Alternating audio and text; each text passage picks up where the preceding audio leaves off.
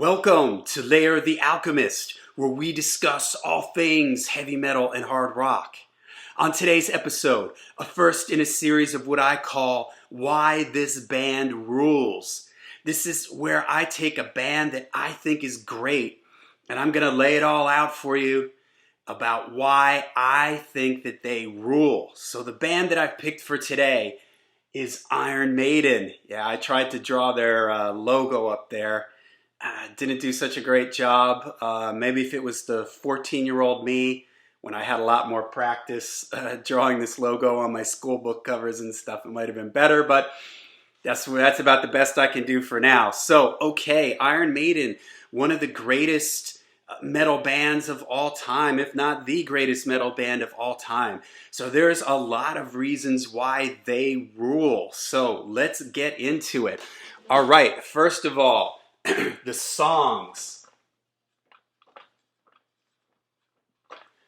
You don't have a career as long as Iron Maiden. You don't have a legendary status like Iron Maiden unless you've got the songs to back it up. Now, Iron Maiden was never a band that got played on the radio. You don't hear their songs on classic rock radio, but they have a lot of songs that are well known within the metal community, well respected. Every metalhead knows them. Every metalhead loves them. All right, so here's just a couple of them. How about The Trooper? I talked about The Trooper in one of my episodes about metal anthems. Awesome song. Also has a famous video. Some of Iron Maiden's songs, I think, did get some airplay on MTV, and their videos are sort of iconic, and so they're remembered for that also. But The Trooper, great song, signature Iron Maiden song with the galloping. Run to the Hills. I'm going to be abbreviating things for space. Run to the Hills, another classic video, another classic Iron Maiden song, big anthemic chorus. How about Number of the Beast? What can you say? Classic, one of the greatest metal songs of all time. How about Aces High? This is the type of song that when you hear it come over a PA system before a concert somewhere, everybody sings along. Awesome show opener for them during the 80s. How about Fear of the Dark? Fear of the Dark, a song that as soon as they start playing it, everybody starts singing along to the riffs and to the melody line. And let's give some love to the Diano era. Wrathchild.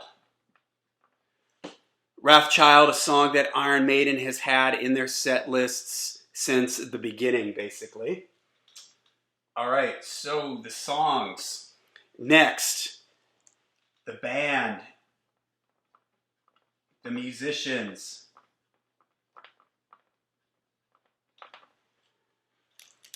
Iron Maiden has always had great musicians in their band and that contributed to the overall sound of what Iron Maiden is. You had Paul Di'Anno, Bruce Dickinson,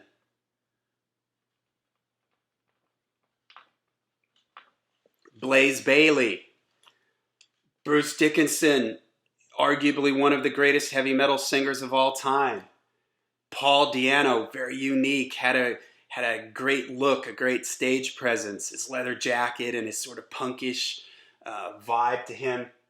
And Blaze Bayley, Blaze helped Iron Maiden get through those 90s, get through the 90s where a lot of bands were down and out. Blaze was able to step in and help Iron Maiden get through those years.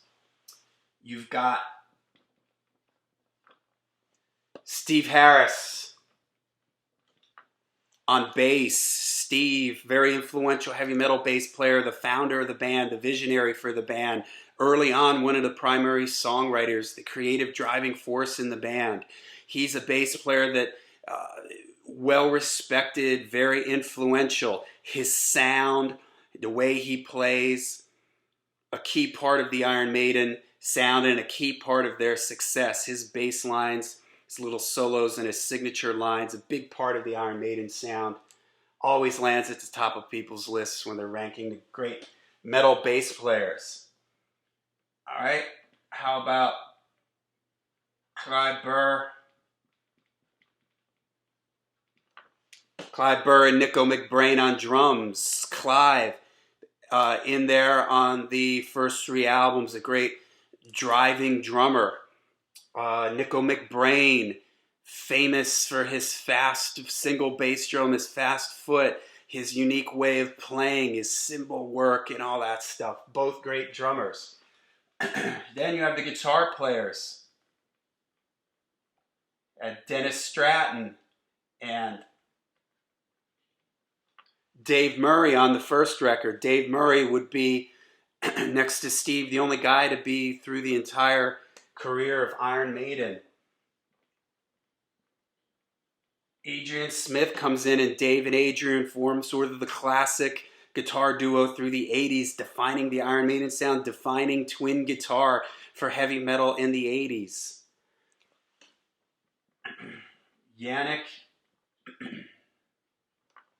Yannick would step in for Adrian when Adrian left, and when Adrian came back, Yannick stays in.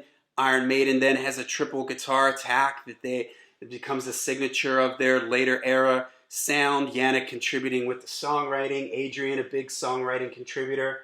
So all these players all contribute to the reason why Iron Maiden rules. They're all great players. Bruce, Steve, always at the top of people's lists on their respective instruments. Same with Nico. All great players and musicians.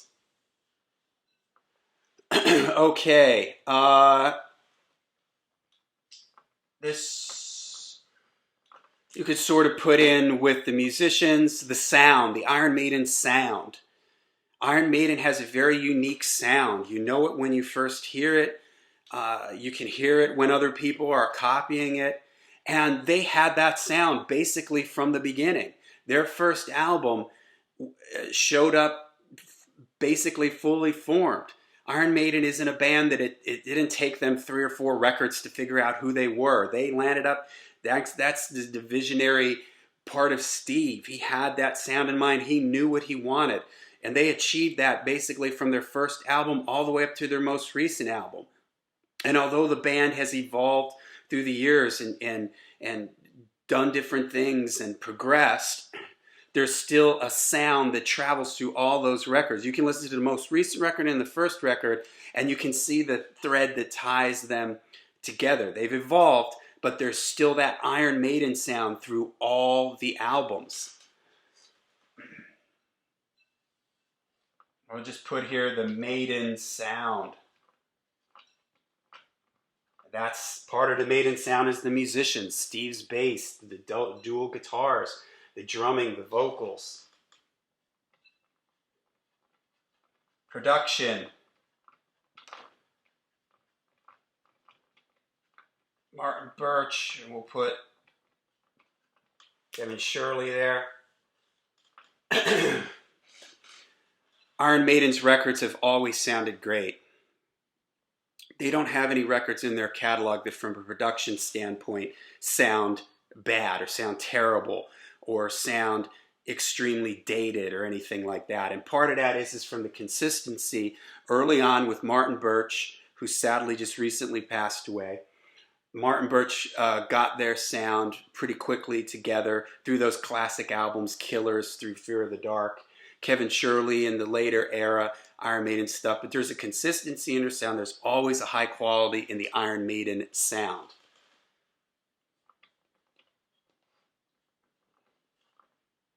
Timing. Iron Maiden was right there at the forefront, the vanguard of the new wave of British heavy metal. They were leading the way. And when 1980 came around and they released their first album, they were right there. They were bringing heavy metal into the 80s. Steve just had a feel and a vision, and it all landed together in 1980. So their timing was just perfect, and they've been able to ride that wave many a times, knowing what to release and when. All right, I'm going to put down here, this is sort of part of the timing, forward thinking. Iron Maiden, especially in the 80s, was really one step ahead of a lot of bands, whether it be with production and where they were pushing their sound. Thus, they were hugely influential on many other metal bands out there because Iron Maiden was breaking new grounds and doing new things, whether it be in the live concert performances, production, songs, musicianship. How about their mascot?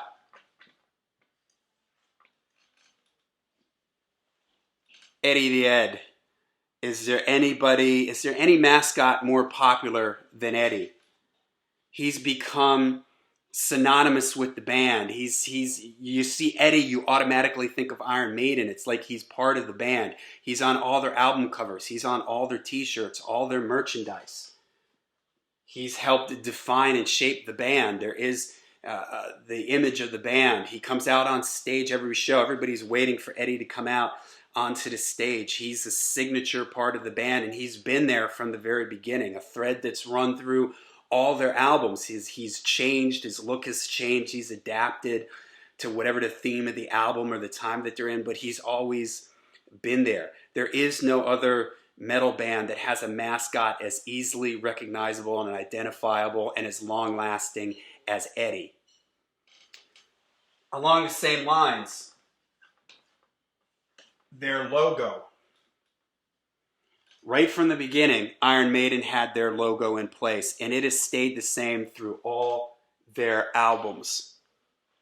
Think of other bands like Black Sabbath. What is Black Sabbath's logo? It's changed a lot. Iron Maiden, right from the beginning, they had this clearly defined logo. In fact, it's so iconic and so associated with Iron Maiden that if you see anybody else use lettering like this, whether it's they're writing heavy metal on a tattoo or some name of a TV show or something, anything that uses this style of lettering, you automatically think of Iron Maiden. That's how iconic it is. It's on all their shirts, and it's been consistent through all their albums, and it's great. All right, speaking of the albums, artwork.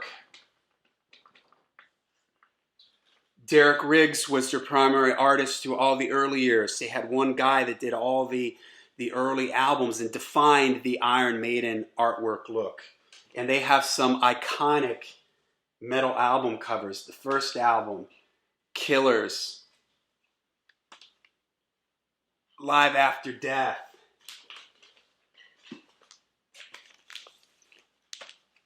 Number of the Beast. Their artwork is always of the highest caliber on everything. Their t-shirts, the 12-inch singles, everything.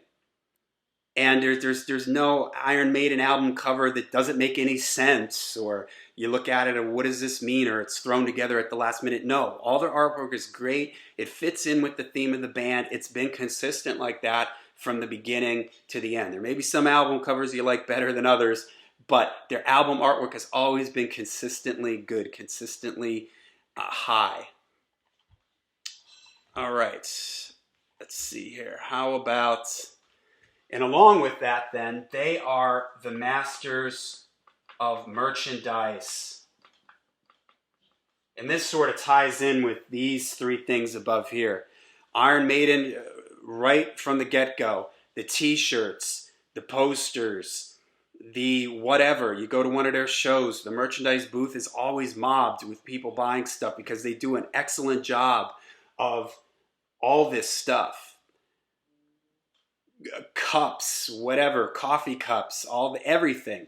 And they are masters of that and have been from the very beginning of merchandising the band very well and using all these strong elements of the mascot, the logo, and the artwork.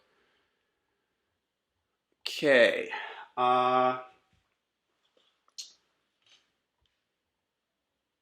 I was going to say album covers, but I think that ties in with the artwork. I mentioned that already, the iconic album covers.